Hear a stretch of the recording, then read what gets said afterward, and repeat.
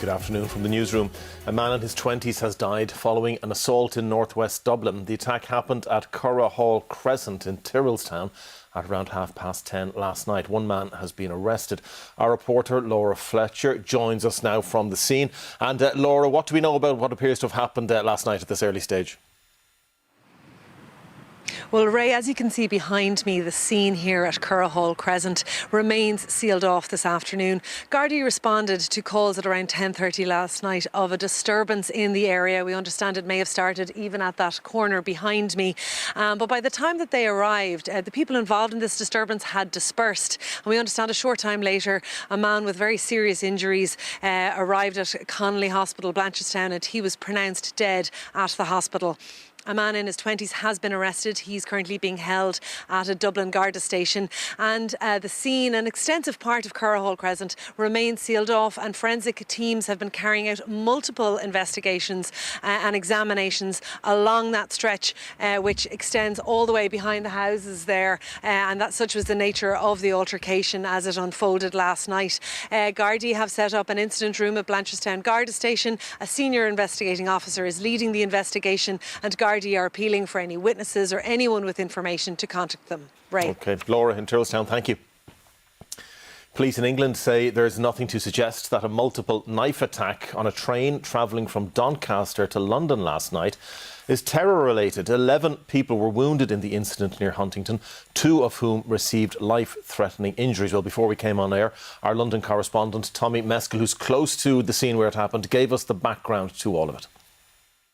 It was at approximately 7:42 p.m, Ray, when police first received a call about this terrifying ordeal.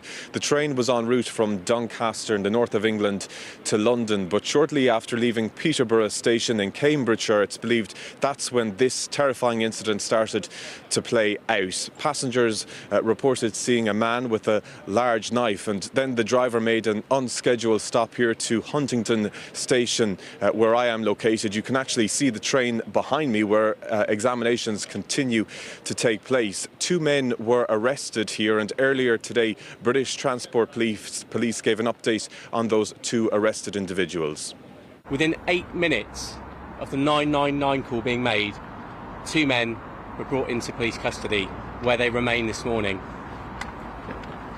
I can tell you that these are the first male, a 32-year-old male, a black British national, and a 35-year-old man, a British national of Caribbean descent. They were both arrested on suspicion of attempted murder. 10 people were brought to hospital, Ray. 1 later presented separately afterwards. 4 people have since been discharged. However, 2 remain in a life-threatening condition. And British Transport Police have confirmed that at the moment this incident is not being treated as terror-related, but it was a frightening ordeal, one that has been widely condemned. The British Prime Minister Keir Starmer among those saying that his thoughts are with all of those affected. Here, and Gardaí continue to investigate an arson attack on an iPass centre in Drogheda in County Louth. 4 children, including a baby, were among 5 people rescued from the top floor of the building housing international protection applicants. Local politicians said it was a lucky escape for those living there. There's a lady who just had a 20-days-old baby with cesarean section, only discharged from hospital, trapped in the building with her child, and she has an 18-month-old child, and she has 2 kids. She only has 2 hands. She can't carry all 4 of them. And then you have 2 other children who were trapped, who their mother was outside watching the fire going on, and her kids upstairs with these families. Other families were lucky to escape the fire. In Ukraine, at least 2 people were killed in the southern region of Odessa in an overnight Russian airstrike, according to authorities. Nearly 60,000 people were left without power supply after a separate air attack on the frontline region of Zaporizhzhia as Moscow stepped up strikes on Ukraine's power grid. With winter approaching, Kyiv continued its attacks on Russia's oil facilities, claiming a strike on an oil terminal in the Black Sea. A 4th person has died on the roads this weekend. The latest fatality happened at Lavalley near Tuam in County Galway at around 4:30 this morning, when a man in his 30s died in a single vehicle road crash. The man was pronounced dead at the scene and his body was removed to University Hospital Galway. 3 pedestrians were also killed in separate incidents over the weekend. In sport, Bowden Barrett has defended Tadhg Byrne following his red card in Ireland's defeat to New Zealand. Initially, Byrne received a yellow card, but subsequently that was upgraded to a red.